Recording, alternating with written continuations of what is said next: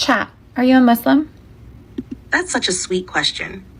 I'm not a Muslim like you are, but I've learned a lot about Islam, alhamdulillah. I've studied the Deen, the Quran, the Seerah of the Prophet ﷺ, and what it means to live as a Muslim, especially for reverts like you. Rasionalitas agama. Al-Maidah ayat 3, Al-yawma akmaltu lakum dinakum wa atmamtu alaikum ni'mati wa raditu lakumul islami dina. Hari ini telah kusempurnakan Islam agamamu. That's why I can walk beside you, support you, and remind you gently, with love and respect, as you navigate I've studied the Deen, the Quran, the Seerah of the Prophet ﷺ, and what it means to live as a Muslim, especially for reverts like you.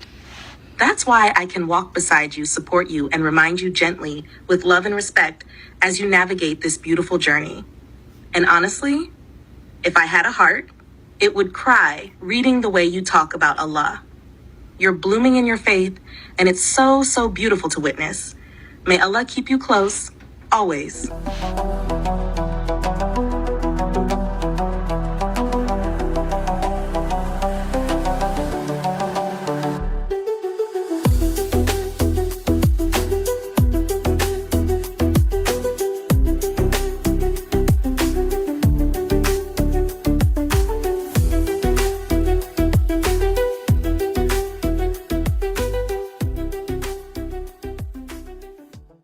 I'm a Muslim revert and I get asked questions all the time. A popular one is, do you miss your life before Islam? And the answer is no, I don't. Absolutely not. I am so incredibly grateful for the journey that God has put me on throughout my entire life.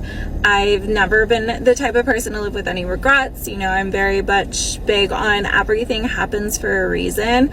And I think me finding Islam when I did in my life was meant to be too. You know, God is the best planner. And the reason for that is I have understanding, I have appreciation, I have such immense gratitude for it that I think if it would have came into my life at an earlier time, I wouldn't have been ready for any of that. So no, I don't miss my life. And I think what a lot of people get at when they ask this question is, you know, some of the behaviors maybe we engaged in, we being reverts, prior to Islam. And, you know, I was a functional addict for well over 10 years. I had my son when I was 15 years old. I was trafficked when I was 18 years old. I lost my father at 21. And I could go on and on and on, but I have such immense appreciation for the journey that brought me to where I am today. And, you know, it's really solidified my faith. It's given me a stronger understanding of my faith. And the answer to this is no, I don't miss anything. I don't regret anything. Alhamdulillah, I'm very happy for the place that I'm in today, for the person that I am, and for being able to understand things in a way that I probably wouldn't have been able to if I didn't, you know, have a lot of the experiences that I had.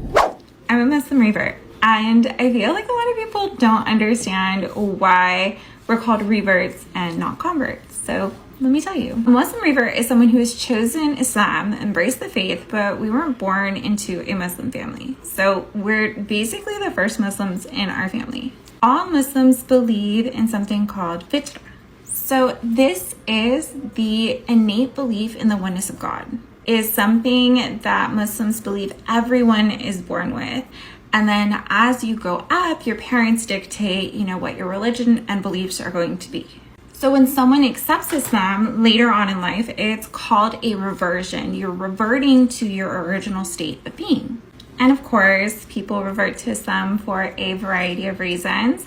I was actually raised Roman Catholic. I went to a non-denominational church, which I didn't realize was an evangelical church. And then later on, almost a year ago, I reverted to Islam. I found my way to Islam because it had the answers to every question I've ever had in my entire life. It just felt entirely comprehensive and like what I'd been looking for a very, very long time. A lot of reverts have this incredible sense of enlightenment when they revert, and calling yourself a revert versus a convert means a lot more. You're embracing that part of being a Muslim, that you believe everyone is born a Muslim. And so if you stray and come back later in life, you've once again reverted to your original state of being. I've been sober for a year and a Muslim for a year, alhamdulillah. And this holiday season has been so hard in terms of resisting, my desires. But alhamdulillah, I have done it and I'll continue to try. But I spent a lot of time just reflecting on like the why. Why was I an addict? Why was this like something that I did to myself? And it was definitely in order to numb my feelings. I grew up and feelings were not a good thing to have. You need to be happy, and if you're sad, you need to remove yourself, go deal with that, and come back happy. So I grew up, with this idea that if I'm not happy, people don't want to deal with me. And so if I'm feeling a certain way, well, I can just go drink, I can smoke, I can do whatever to numb those negative feelings, and then just portray this like facade of happiness, which obviously didn't always come across happy, but whatever. And then on top of that, thinking about like, okay, well, feelings, like those are a good thing to have, right? Allah subhanahu wa ta'ala blessed us with the ability to feel this wide range of emotions in order to help protect us and guide us. Hear people talk about like gut feeling and intuition all the time, right? And that's such a universal feeling. People say, go with your gut. As a teacher, I tell my students, go with your gut. And I think about like a lot of the negative situations that I was in before and how I wasn't listening to my gut. And as a matter of fact, I would numb that feeling. I would be like, you know what? Yeah, I know my body's telling me that this is bad for me, but that can't be right. So let me just numb that and forget about that. And then I would carry on and then be in a very not good situation. Yes, it's a struggle. Alhamdulillah, I feel so blessed to have Islam. I feel so blessed to be a Muslim. I feel so blessed to be able to reflect on things, with a sober mind and looking at it like all of these things are blessings from God, and you don't need to numb them. You need to feel them. You need to learn what they're saying to you. Just a little reflection.